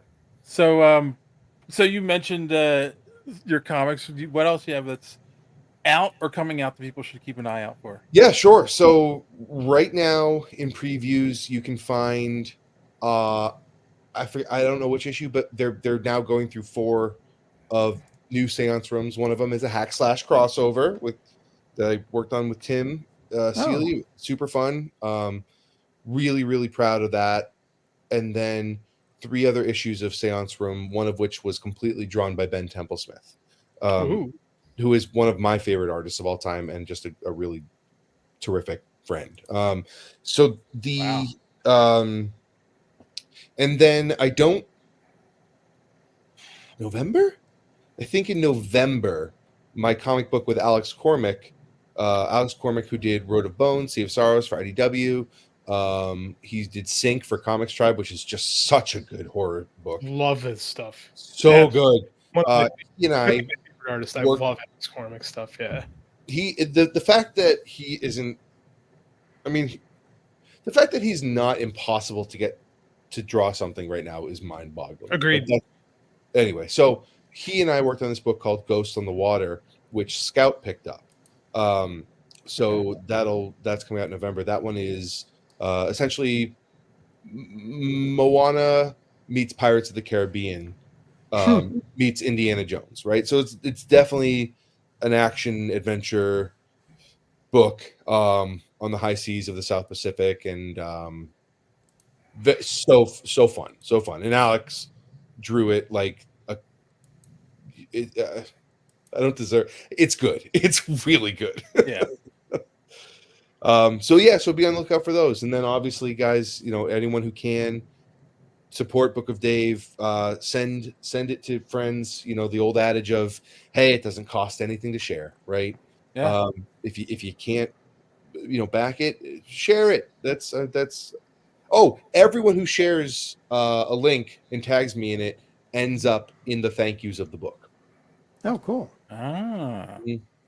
So Dave is actually already in the thank you note app. He's also in the title. Wow. You can't get any better than that. How have you not mocked up a copy of this with your last name under it? Maybe I should do that when we're promoting the episode. Cool. So that's those things to look out for. All right. And as always, where can people just so they know, where can they find you on the social medias? At Instagram, MrBenAU, Mr. Ben AU. And you can find me on Facebook, but really Instagram, Mr. Ben AU. That's where you're getting pure, just uncut Ben. And don't forget that pizzazz, people. Can we add a little more pizzazz back into the world? We try every week to add pizzazz back, so we have the commercial. No, you're doing it. You guys are. Hey, there's a lot more pizzazz now. You act like I play that commercial every week, and we are going to need a new commercial. We play it a lot. Yeah. John said enough. He's done with it. All right. Let's blame it on the storms. All right. You know what? Get it out before I'm smited. I'm going to end with our normal question here with you, Ben, but I'm going to change it a little bit. So I always say, how do you measure success? But how would you measure success for Book of Dave? For Book of Dave? Yeah. Oh boy. Twofold. One is funding. If it never gets talked about ever again, but I was able to at least pay one bill with writing that I really cared about, because people supported it. That's a win. That's a huge win. My wife always she'll look at the number of the people who have backed it, right? And I'm looking at it like it's not at the goal yet, right? Or like we didn't hit stretch goals, because I think stretch goals is kind of like if you in the first couple of days you hit it, stretch goals. So right now, let's just get the book made, right? So I'm looking at it and I'm like, God, it's not enough. It's not enough. And she's looking at the number of the people who supported it, and she's like, you realize that amount of people who just bought something that you wrote is incredible. Yep. If it said 2 people, that's so she has a really good way of reframing that for me, and that has informed my feeling on success about this. But I guess more in the long term, how it would be a success for me is if someone read it and liked it. That's simple. If someone read it and liked it. All right. Well, if I tell you I liked it, then I liked it. If I don't say anything, you'll know. or if you're like, man, the binding was so good.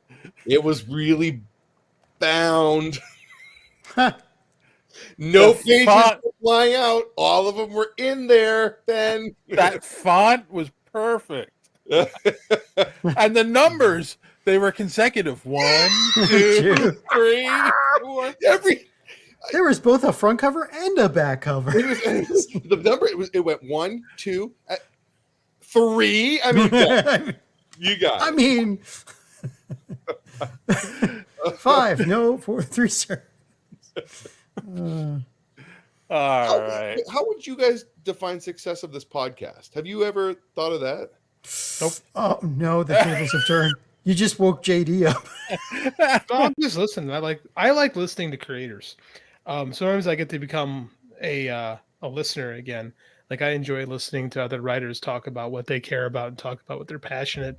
And sometimes it's fun just to get lost in somebody else's words and not have to shoehorn a gag in there every so often, you know? I think this podcast, it's like, for me, the success comes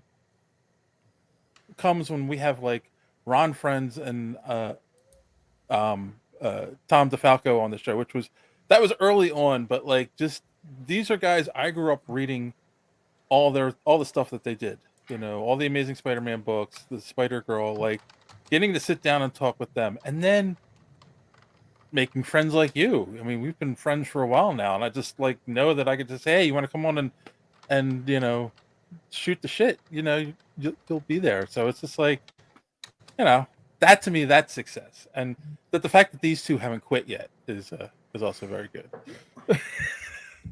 Yeah, I shouldn't have used that monkey's paw. How did you use said monkey's paw? That's the real question. Yeah.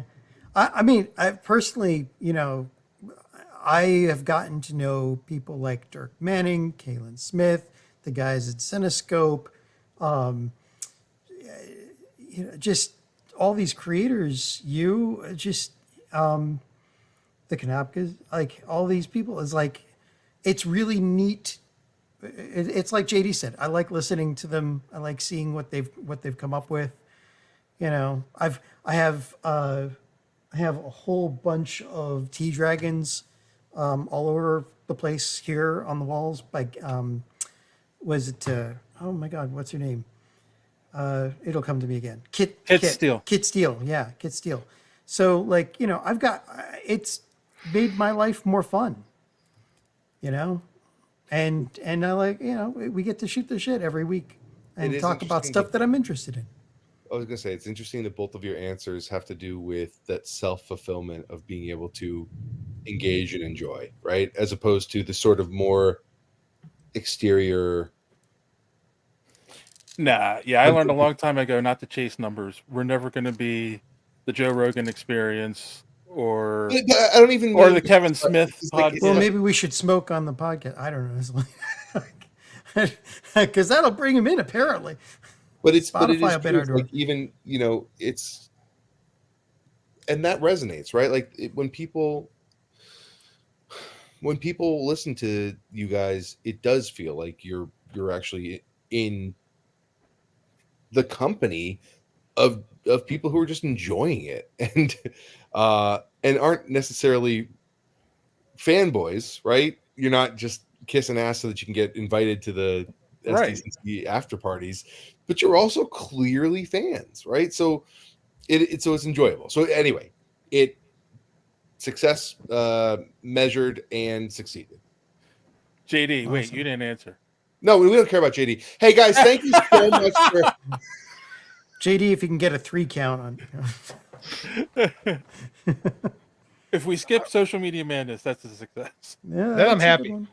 I'm happy if I don't have to read Social Media Madness every week. No, I just enjoy listening and getting to talk to people who are interested in the same stuff I am, and just I don't know. I like podcasting. Like I try not to look at numbers. I try not to think about those things because I'm super competitive, and it's very easy for me to get into that space.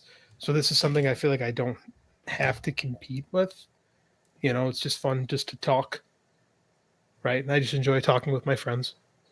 And I'm actually going to add in, it's an off night because we're not on our normal night, but like we have a lot of people who watch and interact with us when we're doing the show and put up a lot of, Kassan's here every week, so kudos he's to our him. guy in the chair, apparently. Yes. He just sent us the beta for his new novel too, and I'm looking forward to getting to read Kassan's book.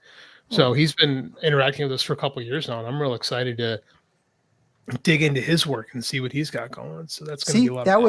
That would be success. Become a hub for people like that we get to exchange ideas and talk about this stuff and just enjoy it. That's why I started it. Yeah. Yeah, and it's tough, right? Because, and I'm not helping because there's a bunch of creators, and sometimes there's not really these platforms to talk about it and get to put your work out. And again, I'm just adding to the noise, really. But so thank you guys, really, for having me on. I really appreciate it. All right, we appreciate you being on. Let's wrap it up with what we normally wrap up with. So we go around and we ask, A, did you learn anything on the podcast this week? And if you didn't learn anything, do you have anything to recommend? And Ben, you can go first since you're the guest. Shit. What did I learn today? You know what I did? I learned that I think this was before we recorded, but it still stands. You don't fuck with the guy who has passwords. That's what I learned this week. Fair enough. All right. How about you, JD? I didn't learn a goddamn thing. But I've found that more and more common as of late. No, I learned Dave's cat gets in trouble at the worst possible moments. Oh yeah. No, I learned about this book that I'm really interested in reading. I really enjoy reading the stuff of the people who come on our show. I like when we have guests who are interesting and like to engage and aren't just in sell mode the whole time. I listen to I used to listen to a lot of writing podcasts, and I got turned off with it when it just became, hey, buy my thing. Yeah. Hey, buy this software. Hey, buy this book. Hey, buy this. Hey, buy that. So I really enjoy talking and listening to people. And I was not on the show, I don't think, when Ben was on before. I think that was maybe before me. So I've enjoyed getting to know Ben a little bit, and I'm really looking forward to reading his book. It sounds like it's going to be a lot of fun. As far JD, buddy, you're one in a million, buddy. I take you down to Everett any day now. All right? I would take you to the North End, take you to some of the finest bakery, Mike's Pastries. You and I one day, all right, buddy? Well, I got silly. That's not going to go good for you when you have to smell me. You're going to take him through the big dig or something. As far as recommendations go, I don't know, man. I got really when I was driving in the car, I couldn't find a good book to listen to. So I actually just had a loop of Joe Blow videos going on my phone. I was listening to them, essentially just listening to them little mini documentaries. Those are a lot of fun. I highly recommend this. One of those. It's just called Joe Blow on YouTube. It's just they do all these little micro docs for movies and stuff. They're 3 to 4 minutes long a piece. They'll talk about stuff. Let's talk about the Wrath of Khan, or let's talk about the unmade Star Wars movies. And I love I've seen those that. kind of things. they're Joe Blow really originals. good, That's what it's called. They're really Yeah, good. yeah. Like, yeah, they're like, again, I had to keep, because they're so short, I had to keep pressing new ones or just let it play.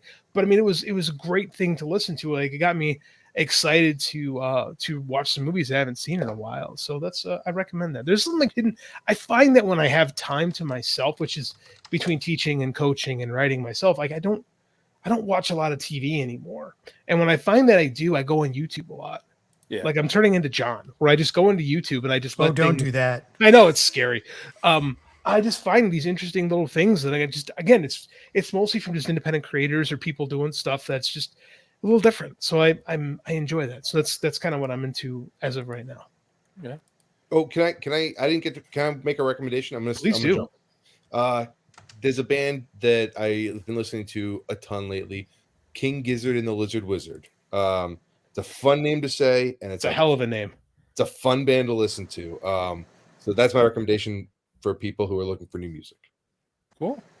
John. Well, let's see. What did I learn? I usually try not to. You succeed but- usually. Yeah.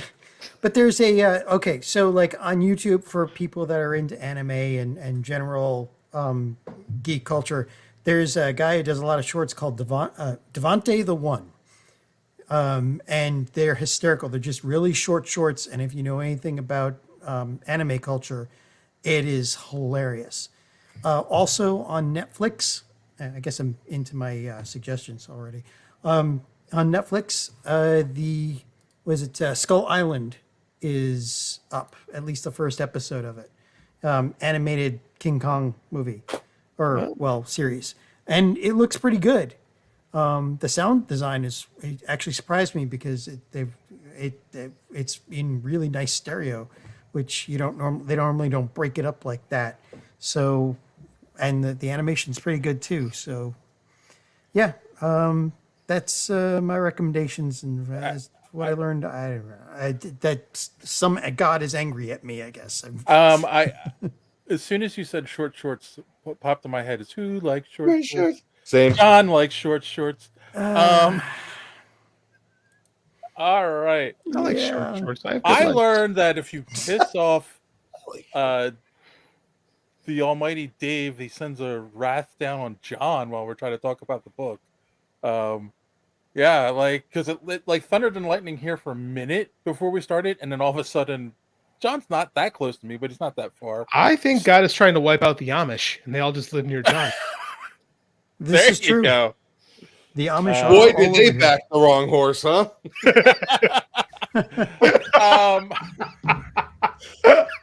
It's funny. I will also recommend that you go to Kickstarter and to support Ben. Get the book at Dave. You will not be disappointed. This man is an excellent and funny writer. I think you'll love everything that he does. So check out all his work. But definitely support this Kickstarter. And yeah, I'll also recommend that you go to superheroespeak.com where you can find the podcast every week. Links to all our social media at the top of the page. And comic book reviews by our good friend Kristen. And also, don't forget to check out Indiana Jones and the Dial of Destiny, because that is what we will be talking about next week right here on this podcast. God, I hope the reviews are wrong. they're already out. They're bad. There's some that's not looking great. I mean, it really. I haven't read anything, but I'm just seeing the vibe, and it's not great. It makes me. Okay. It hurts Did my they say soul. anything about a freezer? No freezer. Okay. No freezers. No A aliens. refrigerator, you mean? Is the fridge. And on that Yeah, note, fridge. as always, thanks for watching. Don't let your cake caught in the door. Have a good week.